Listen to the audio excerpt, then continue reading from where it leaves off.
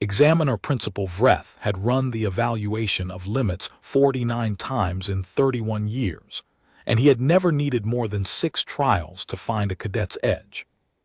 He stood at the entrance to Assessment Chamber 9 with his score ledger open and his stylus already moving. Behind him, the morning intake, 17 cadets from the final term cohort at Orveth Station's Advanced Training Division, waited in the corridor in parade rest. They had already survived the pre-assessment inspection, uniform compliance, equipment check, physiological baseline scan. 3 had been dismissed before the chamber door opened. 1 had requested a medical deferral. The remaining 13 had filed in one at a time, run their trials, and been logged and released. The evaluation was not designed to fail cadets. Vreth had made this point at the start of term briefing with the same patience he applied to every briefing, because cadets always misread the purpose. The evaluation of limits was designed to find where a cadet's edge actually was, not where the curriculum said it should be, not where the cadet believed it was, but the real boundary, the one the body and mind enforced under genuine pressure. Knowing that boundary was a tactical necessity. An officer who did not know their own ceiling made decisions inside a false margin. He had found 12 edges so far this morning. Cadet Errol, a promising Vothran third year, had held through 5 trials before the compound stress load in Trial 6 produced the involuntary freeze response his species neurology was wired to generate under simultaneous sensory and physical overload. Vreth had noted it without judgment and marked the ceiling. Errol's score was among the highest in the cohort. The ceiling was still a ceiling. The door at the far end of the corridor opened. The last cadet walked in. She was human, which Vreth had already noted in the pre-assessment documentation. Saya Aldrin, 19 years old, colony-born on Ferris Reach, one of 2 humans in the current term cohort. The other had withdrawn in the 2nd month. Aldrin had stayed. Her record was competent, not exceptional, not alarming, just steady in the way that colony-born cadets sometimes were, which Vreth attributed to the fact that peripheral world upbringings tended to produce a different relationship with scarcity and physical discomfort than core world childhoods. She stopped at the marked position 6 meters in front of him, came to attention, and looked at him with dark eyes that were attentive without being nervous. Vreth had run this evaluation long enough to read the room at that first moment. The nervous ones held too still. The overconfident ones held the wrong posture, a degree of lean that was confidence display rather than readiness. Aldrin held still because she was paying attention to him, not because she was managing fear. The distinction was small, and it was not nothing. "Cadet Aldrin," he said, "you are the final candidate for today's evaluation of limits. The evaluation is not a pass-fail instrument. Its purpose is to locate your operational ceiling under genuine stress conditions. You will be asked to complete a sequence of trials. The trials increase in compound pressure. When you reach your limit, you indicate it. There is no penalty for reaching a limit. This is not a test of whether you have won." She said, "Understood, Examiner Principal." He opened to the trial log for Aldrin and made the first notation. Trial 1. Trial 1 was a physical load task. Move 40 kilograms of equipment across the chamber floor in under 4 minutes, alone, with no mechanical assist. Every cadet ran it. It was calibration. It told him nothing about the ceiling, only about the baseline, and it gave the cadets something they could accomplish in the first 3 minutes so that the pressure came in against a foundation of completion rather than failure. Aldrin picked up the first container, moved it, came back for the second. She had good body mechanics. She was working within her weight, not against it, distributing the load through her center rather than her arms. 4 minutes. She set the last container down with 1 minute and 40 seconds to spare. Vreth marked it without comment. Trial 2. Trial 2 was cognitive under fatigue, a sequential logic problem administered verbally while the cadet performed a sustained low-level physical task, in this case, holding a static isometric position that placed continuous tension on the major muscle groups. The purpose was to begin splitting attention. Most cadets solved the logic problem or held the position, with difficulty maintaining both. Aldrin held the position and walked through the logic sequence in an even, unhurried voice, as though she were reading it from a card rather than generating it in real time. She was 3 steps ahead of where his notation said she should be at the 4-minute mark. He marked it Trial 3. He was not yet interested. 2 trials told him the baseline was solid. Trial 3 was where things usually began to differentiate. Trial 3 was environmental. The chamber's atmospheric controls dropped the temperature by 18 degrees Kelvin over 4 minutes while the lighting degraded to 10% standard. Vreth monitored from his position, insulated, watching through instrumentation.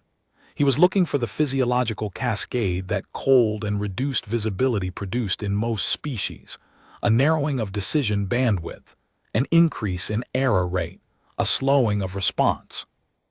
Aldrin sat cross-legged on the chamber floor, which was not the prescribed response but was not prohibited.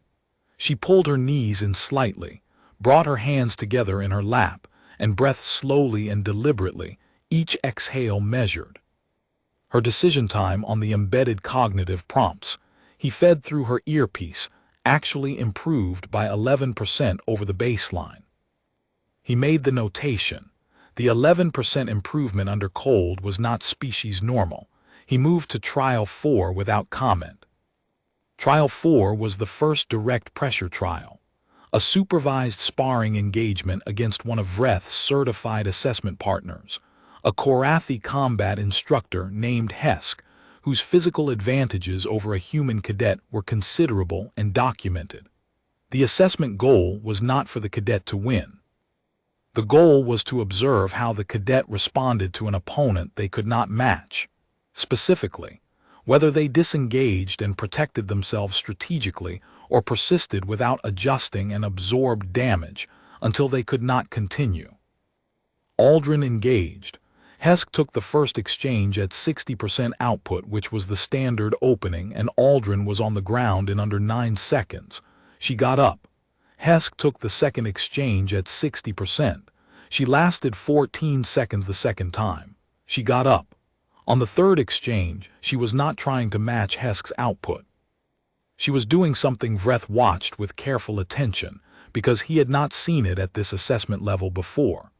She was trying to make Hesk pay a cost for every exchange, small costs, incremental, the kind that would accumulate over a long fight even if they could not produce a decisive result in any single one. Hesk knocked her down 4 more times. She got up 4 more times. Between the 5th and 6th knockdowns, Vreth noticed something he wrote a secondary notation for. She was not getting up the same way each time. She was adjusting. After each knockdown, her recovery posture shifted slightly, weight distribution, guard angle, the distance she chose to hold before Hesk closed again. She was learning inside the trial in real time against an opponent 60% above her capability. She was not winning. She was not pretending she could win. She was extracting data from every failure and applying it to the next attempt. Hesk knocked her down a 6th time. She started to get up. Vreth called the trial. He marked the score. It was the highest Trial 4 mark in the current cohort. Trial 5, he said. Trial 5 combined the cognitive and environmental elements with a communication task. Aldrin was required to compose and transmit a coherent incident report to a simulated command relay in a degraded signal environment, while under sustained physical discomfort from the low temperature still in effect, and while answering verbal interruptions from Hesk, who walked the perimeter of the chamber at irregular intervals and called out challenge questions she had to answer in real time. She transmitted the report with 2 minutes 20 seconds remaining in the window. Vreth reviewed it. The report was accurate and correctly sequenced. The interruption answers were technically sound. She had found a rhythm between the 2 demands that was not the rhythm the trial was designed to disrupt. He noted it. He turned to Trial 6, and for the first time this morning he did not move immediately. He stood with his stylus over the ledger page and ran the pattern of the first 5 trials back through his attention. 5 clean completions. No indicated limit, no performance collapse, no request for rest or modification. The margins on each trial were different. Trial 1 ahead by nearly 2 minutes. Trial 3 with the anomalous performance improvement under cold. Trial 4 with the secondary notation about learning within failure. But the direction of the pattern was consistent.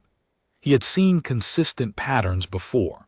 He had also always found the edge they were pointing toward. 6 was where 12 of his 13 previous cadets today had produced their clearest ceiling data. It was a combined load trial with no fixed endpoint. It simply continued compounding until the cadet indicated limit or until Vreth observed a definitive performance collapse.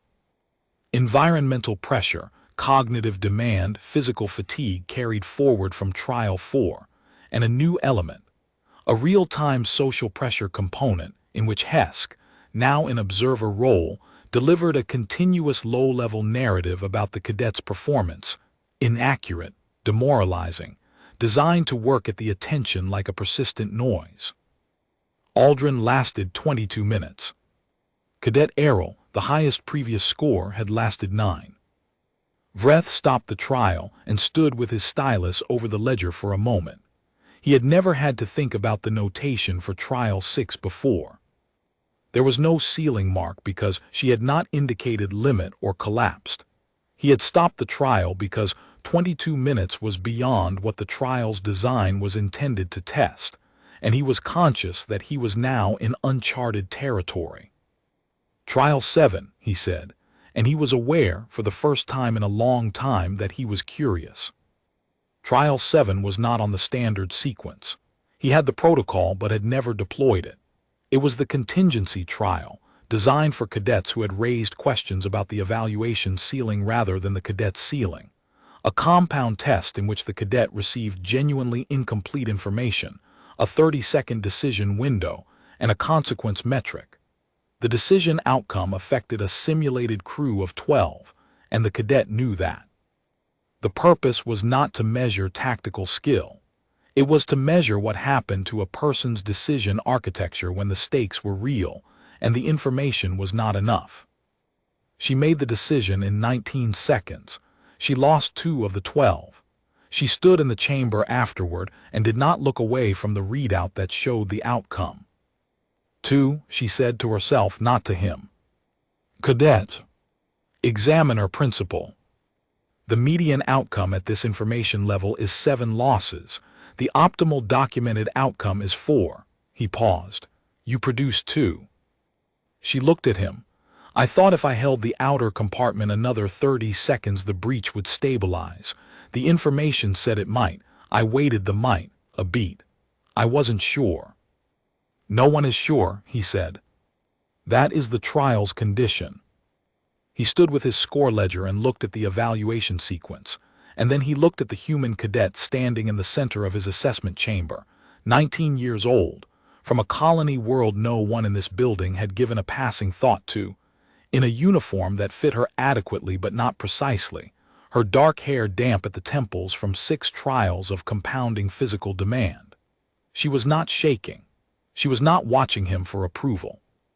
She was looking at the outcome readout because 2 losses was a number she had produced, and she was accounting for it. He made a notation in the margin of his ledger beside a column that had never had an entry. Then he said, Trial 8. Trial 8 was the assessment of will under direct challenge. It was simple in structure and the hardest to fake. Vreth stood in front of the cadet and told her, in a flat clinical voice, every meaningful deficiency the evaluation had surfaced. Not harshly, not with contempt. Precisely, with documentation, the 9 seconds in Trial 4's first exchange, the environmental performance that had been better than expected but still within species normal parameters, the 19-second decision window that had produced a strong outcome but could not be confirmed as replicable. He laid it out the way a physician lays out a scan, and then he said, on the basis of this evaluation, The preliminary reclassification recommendation is auxiliary support. You have demonstrated ceiling performance in sufficient categories. She said, Examiner Principal. I don't agree with the auxiliary support classification. On what basis? On the basis that Trial 6 had no endpoint. You stopped it. Her voice was level. I didn't. The chamber was quiet for a moment. You are correct, he said. I stopped it. Then you don't know where my ceiling is, she said. Neither do I, but auxiliary support is a classification for cadets whose ceiling has been located. Mine hasn't been. That's a different classification. Vreth stood still. In 31 years of running this evaluation, no cadet had read the procedural architecture of Trial 8 and answered it on its own terms. The trial was designed to produce acceptance of the classification, acceptance of the ceiling, a final measurement of how the cadet received formal limitation. She had not accepted it. She had interrogated it. She had identified the exact point at which the evaluation's own logic created a gap and stepped into the gap and stood there. He closed the score ledger. Cadet Aldrin. Examiner Principal. The preliminary classification recommendation stands pending formal board review. He paused.